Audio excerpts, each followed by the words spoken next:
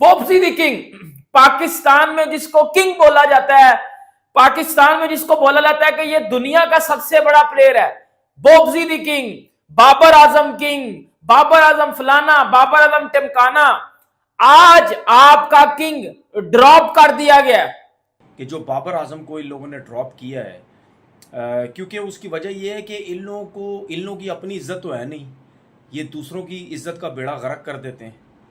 बहुत अरसे से हम कह रहे हैं कि यार बाबर आजम को रेस्ट करवाएं, बाबर आजम को रेस्ट करवाएं।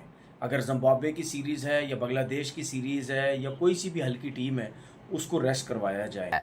और इस स्क्वाड में बड़ी तब्दीलियां हुई हैं। पीसीबी ने पहली बार कोई जो है वो दलेराना फैसले किए हैं और उन प्लेयर्स को टीम से ड्रॉप कर दिया जिनके बारे में सोचना भी मना था कि यार इनको ड्रॉप करना ही नहीं है, सोचना भी मना था कि शाहीन और नसीम को ड्रॉप नहीं किया जा रहा था। इन्होंने सिलेक्टर्स को बताया कि हमें थोड़े थोड़े निकल जा रहे हैं, हमारी फिटनेस उस पाए की नहीं है। ये अनऑफिशियल है, मेरी सोर्सेस की खबर है, हो सकता है गलत भी हो, लेकिन बात यह कि अगर दूसरे लफ्जों में देखें तो क्या आकिब भाई ने बचा लिया भाई। और इन 3 बड़े प्लेयर्स को पाकिस्तान ने अपने स्क्वाड से रिलीज कर दिया है। नई सिलेक्शन कमेटी जिसकी सरबराही आकिब जावेद कर रहे हैं, पहले ये इत्तलात थी कि शाहीन शाह रेस्ट करेंगे, बट कहाँ वो दूसरे किनारे पे जाके खड़ी हुई, तो उसके बाद ना कोई पार्टनर मिला ना कुछ हुआ। And then again for like I don't know the third the fourth time that Harmanpreet Kaur वही सारा पिंड मर जावे ते चौधरी नहीं बनना सी। इन्होंने जेड़ा एक नैरेटिव तैयार किया था इन्होंने कि जी सरफराज सरफराज सरफराज, तो हसीबुल्ला अंदर आ गया, सरफराज अंदर नहीं आएगा, मेहरान मुमताज अंदर आ गया, मोहम्मद अली किंग। ये जो बॉब्जी सन्स हैं, ये जो कोविड-19 की पैदाइश हैं, ये जो कोविड के अरसे में पैदा हुए हैं, इन्होंने जिसको अब्बू बनाया हुआ था, मतलब इनके आगे बात कर दो तो ये आगे से चपेड़ मारते थे हमें, इनके आगे बात कर दो तो ये पढ़ते थे आगे से हमें। आज आप सबकी आकत टूट चुकी है, आप सबकी ईगो को मिट्टी में मिला दिया गया और आपके बॉब्जी द किंग को पकड़ के फेंक दिया गया नाले में, पकड़ के ड्रॉप कर दिया गया। बाबर आजम, बाबर आजम जो पाकिस्तान क्रिकेट टीम का कप्तान था एक टाइम में, बाबर आजम जो दुनिया की रैंकिंग्स में टॉप पे आता था एक टाइम में, वैसे तो सेल्फिश इनिंग खेल के आता था, आज वो बाबर आजम पाकिस्तान टीम से ड्रॉप कर दिया गया। बाबर आजम को पाकिस्तान टीम के साथ ड्रॉप नहीं किया गया, बल्कि ड्रॉप करके साथ टीम में रहने भी नहीं दिया, रिलीज कर दिया स्क्वाड से। इसके साथ साथ शाहीन अफरीदी लंगड़ा जिसको बोला जाता था ओए अब्दुल रज़ाक निकल, थर्ड क्लास ये डिसीजन लिया गया है, उसको ड्रॉप किया गया है, उसकी बेइज्जती करवाई गई है। क्योंकि किसी भी टीम का जो सबसे बड़ा प्लेयर होता है ना, अगर आप उसके साथ इस तरीके का सलूक करेंगे ना तो उसकी बेइज्जती होगी। अब मैं आपको बताता हूँ तरीक़ेकार क्या होना चाहिए। मैंने ये जितनी भी आपसे बात की है, इसका मतलब मेरा ये नहीं है कि बाबर आजम को आपने क्यों टीम से निकाला है, मेरा मतलब ये है कि तरीक़ेकार क्या होना चाहिए, जिस तरह और कंट्रीज़ में होता है। आपने देखा है ना कि ये सिलसिला हमारे मुल्क में कब से चलता हुआ आ रहा है। हमारा कोई भी कप्तान बनता है, आप उसको जलील करके निकालते हैं। हमारा कोई भी सिलेक्टर, कोई भी कोच जो भी होता, हम उसको जलील करके निकालते हैं, ठीक है।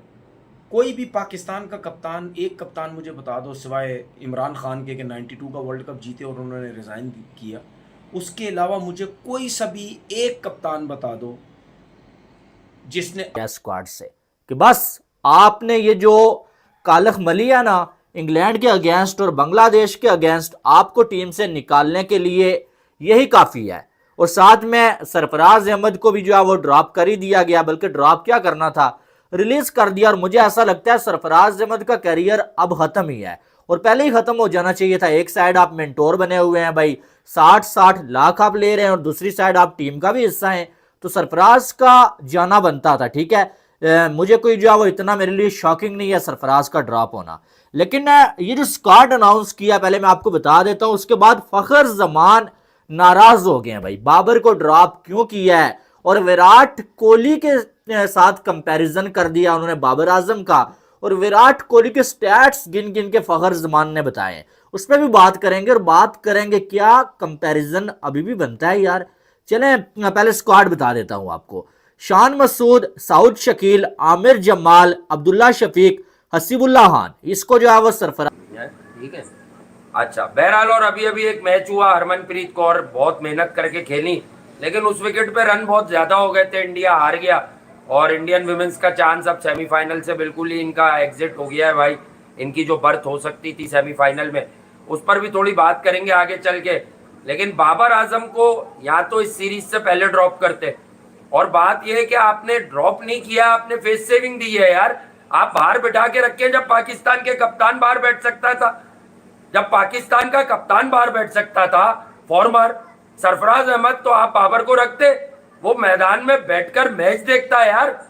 अब आपने उसे घर भेज दिया, वो कहां जाके क्रिकेट खेलेगा, कहां सीखेगा भाई? कोई जगह दिख रही है आपको सीखने की तो बता दे मुझे। हाल में ये तब्दीलियां तो पूरी दुनिया में होती हैं और क्रिकेट इसी तरह खेली जाती है। अच्छा, कि आप जिसका मुंह में लेते हैं, जिसका चूसते हैं। पाकिस्तान ने अपने स्क्वाड के अंदर शामिल किया है ताकि वो पाकिस्तान की टेस्ट टीम के अंदर अगले 2 टेस्ट मैचेस में इंग्लैंड के खिलाफ खेलेंगे।